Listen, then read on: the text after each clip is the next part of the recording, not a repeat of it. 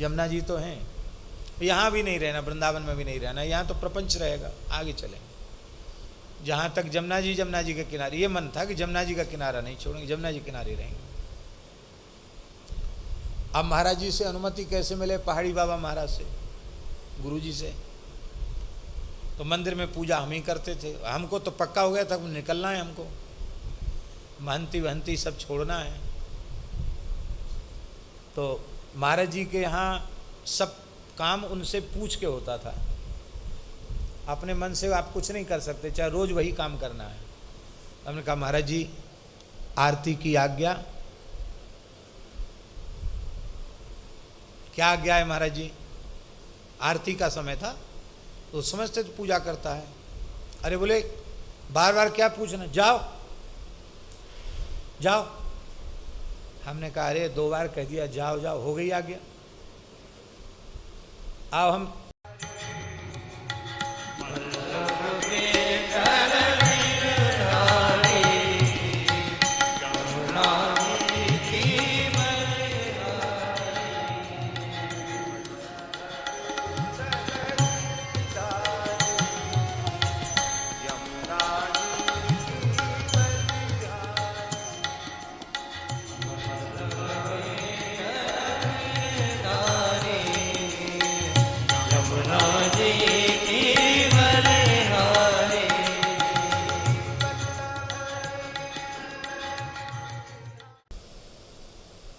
प्रतिकूलता भी अनुकूलता है। यहाँ ज्ञान गुदरी में एक आचार्य जी थे, बहुत अच्छे ज्योतिष के विद्वान थे।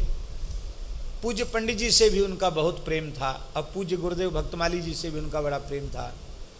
और पूज्य बक्सर वाले मामा जी तो जब भी आते थे, तो जब अपने पंडित जी के उत्सव में आते तो उधर से कुटिया आते समय उन पंडित जी को, आज आप लोगों को ध्यान होगा, इधर जो उड़िया बाबा का जो स्थान है उसके इधर इस तरफ सामने तरफ उनका स्थान था, वहाँ वो रहते थे। बहुत अच्छे विद्वान थे, श्री रामानुज संप्रदाय के थे आचार्य जी। मामा जी भी उनको प्रणाम करते थे, बहुत आदर करते थे। हम भी कभी कभी जाते थे उनके पास, जब समय होता तो घूमते हुए चले गए। बहुत मधुर संस्कृत बोलते थे वो, माने बहुत सरल और बड़ी मीठी। बस उनको ये पता चल जाए कि ये संस्कृत समझता है तो उसे हिंदी नहीं बोलते, उससे संस्कृत बोलते। वो भले ही हिंदी में बोले पर वो संस्कृत बोलते, और बाकी तो अपने सामान्य भाषा बोलते थे, बोलचाल की भाषा बोलते थे। तो हम कभी कभी जाते थे। एक बार हमसे बोले कि आप अपना जन्म का समय हमको बताओ। हमने कहा हमें तो पता नहीं है। बोले पता करके बताओ। तो हमने पता करवाया और उनको बताया। तो उन्होंने, ज्योतिष के विद्वान थे वो, और भी कई विषयों के विद्वान थे, उन्होंने देखा।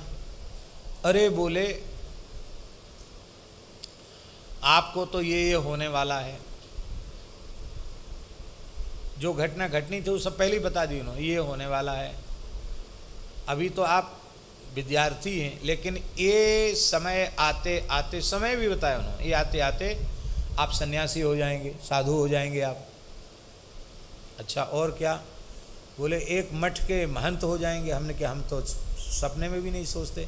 बोले आपके सोचने से क्या है, आपके योग लिखा है, आपको आध्यात्मिक जगत का कोई पद मिलेगा। फिर बोले कि फिर ये बृहस्पति की दशा पूरी होते होते हो जाए, इसके बाद शनि की दशा शुरू होगी, ये कुछ उठा पटक करेंगे शनि महाराज। तो आप जिस स्थान पर रहेंगे उस स्थान को छोड़ के आपको भागना पड़ेगा। तो वैसे बहुत अच्छी है ऐसी, बोले हमने ऐसे ग्रह योग हमने देखे नहीं हैं, बहुत विलक्षण योग हैं आपके, बहुत अच्छा है, कोई घबराने की बात नहीं। पर थोड़ा शनि मंत्र का यदि जप कर लें, वैदिक मंत्र का, तो उसकी संख्या में तो अच्छा रहेगा।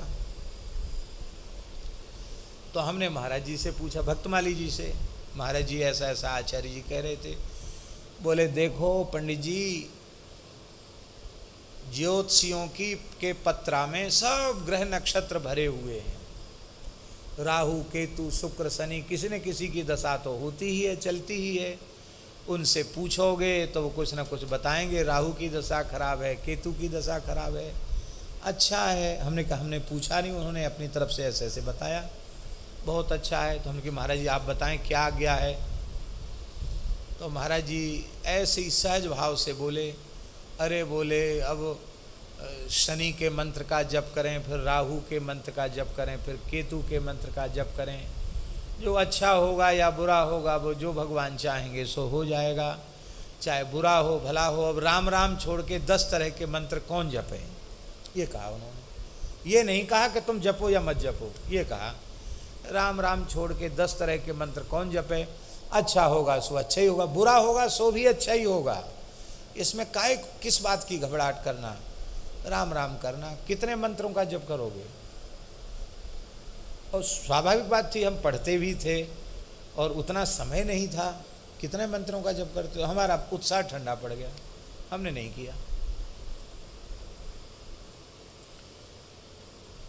अब उस समय हमने लिख लिया था कि हमको भागना पड़ेगा। वो बताते ये समय हो सकता है, इस महीने में इन तिथियों में आप भाग सकते हैं। तो हमारे मन में भी जिज्ञासा थी कि देखें पंडित जी का ज्योतिष। ठीक वही समय आया और मेरे मन में ऐसा तीव्र वैराग्य जगा। वैराग्य तो न पहले था ना अब, लेकिन उस समय ऐसा जगा भीतर से, थोड़ी सी अशांति आई। मैंने कहा क्या जंजाल में पड़ गए। अब एक झटके में निश्चय कर लिया कि अब हमको जाना है छोड़ के, और अब ऐसी रहनी से रहना है कि दुनिया हमको पागल समझे। यमुना जी के किनारे किनारे चलेंगे, राम राम भगवान नाम लेंगे और दूसरा कोई शब्द ही नहीं बोलेंगे, किसी के द्वार पर हाथ नहीं पसारेंगे। भगवान की इच्छा से कुछ पेट भरने को मिल गया तो ठीक है, नहीं मिला तो भी ठीक है। यमुना जी तो हैं, यहाँ भी नहीं रहना, वृंदावन में भी नहीं रहना, यहाँ तो प्रपंच रहेगा। आगे चलेंगे जहाँ तक जमुना जी के किनारे। ये मन था कि जमुना जी का किनारा नहीं छोड़ेंगे, जमुना जी किनारे रहेंगे। अब महाराज जी से अनुमति कैसे मिले? पहाड़ी बाबा महाराज से, गुरु जी से। तो मंदिर में पूजा हम ही करते थे, हमको तो पक्का हो गया था निकलना है, हमको महंती वहंती सब छोड़ना है। तो महाराज जी के यहाँ सब काम उनसे पूछ के होता था, अपने मन से आप कुछ नहीं कर सकते, चाहे रोज वही काम करना है। हमने कहा महाराज जी आरती की आज्ञा। क्या आज्ञा है महाराज जी? आरती का समय था तो समझते तो पूजा करता है। अरे बोले बार बार क्या पूछना, जाओ जाओ। हमने कहा अरे 2 बार कह दिया जाओ जाओ, हो गई आज्ञा। अब हम ऐसी एक तौलिया लगाए खड़े थे, गर्मी का समय था, ऊपर भी कोई कपड़ा नहीं था, एक ही कॉपीन थी, कुछ नहीं। ना कक्ष में गए, ना कोई माला झोली उठाई, ना पुस्तक उठाई, ना जूता चप्पल पहना, एक कौड़ी फूटी, सीधे तीव्र गति से यमुना जी के किनारे चले गए। लेकिन जा नहीं पाए, पीछे कोई पड़ गया। और फिर अंत में यहाँ से पैदल पैदल भाग रहे थे, जा रहे थे, एक सज्जन मिले, ज़बरदस्ती उन्होंने गाड़ी में बिठा लिया और बोले आप कहाँ जा रहे हो? तो दिल्ली से आपको कहीं टिकट करा देंगे। हमने सोचा बनारस में यहाँ के लोग कम जाते, बनारस चले जाएंगे, एक बार तो बनारस चले जाएंगे। कुछ नहीं, न एक पैसा पास में, न दूसरी लंगोटी नहीं, केवल एक साफी थी, बस वही पहने थे। दिल्ली में जहाँ पहुँचे वहाँ अचला लंगोटी कपड़ा सब नया आ गया। और उन्होंने कहा महाराज इतने जल्दी टिकट तो बनेगा नहीं, कुछ दिन आप कुछ कथा सुना दो। हमने की कथा क्या सुना मैं? तो भक्तमाल जी की मूल पोथी उनके घर में थी। बोले करमेती बाई का चरित्र हम सुना देंगे।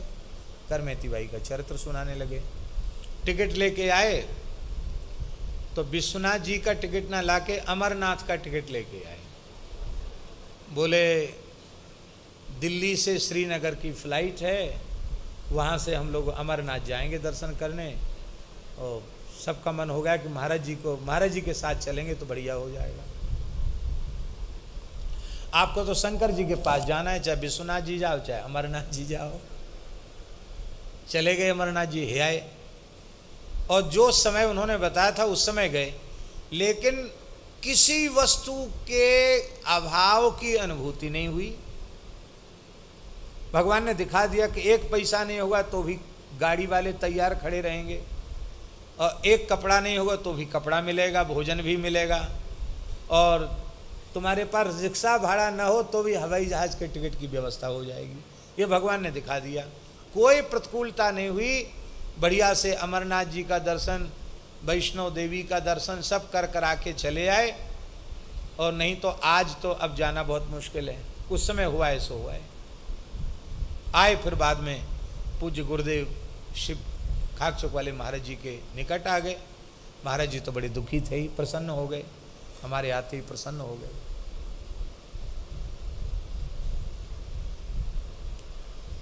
स्वप्न में आकर महाराज जी बोले, हे बहुत भटक लिया, आजा, सब जगह हो आया, आजा, मैं वृद्ध हूँ, आजा, ऐसे कहा उन्होंने स्वप्न में। तो फिर हमारा वहाँ से और कहीं जाने का विचार था, वो बंद हो गया। फिर हम महाराज जी के चरणों में आ गए, उनकी कृपा प्राप्त हुई।